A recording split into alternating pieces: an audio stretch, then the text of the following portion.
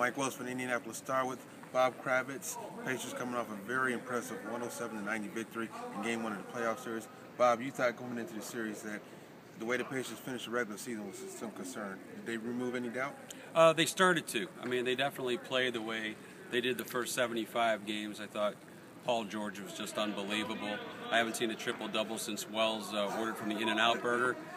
So I mean, it was a start. I need to see them do it again before I'm completely convinced that all doubts have been removed. I think Paul George is probably the biggest key out there. I mean, he played with a lot of confidence that made him an all-star this season. I mean, triple-double.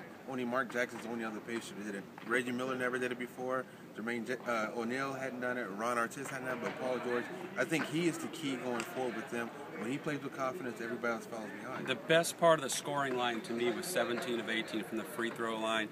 18 free throw attempts is his career high. He's a guy who doesn't get to the free throw line very often.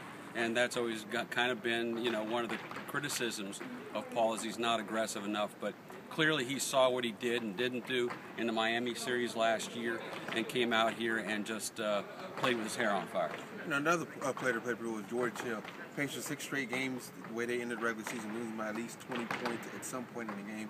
George Hill kept him going early on, 15 points, made his first 5 or 6 field goal attempts. I think that was key, especially the fact that he kind of dinged up his hip a little bit. And he still managed to play through it, especially when you're going against a guy like Jeff Teague, who right now would, probably swing you to the grave. He's so fast. Yeah, they got a lot of foot speed now. If they can get into the transition game, the Atlanta Hawks, they're third in the league in fast break points. So if they can play this as a transition game, a full court game, they've got a very good chance in this series. But when the Pacers are able to get back and prevent those leak outs, prevent the fast breaks, they're in very good shape. If they can impose their will and their style of play, they're going to win this thing.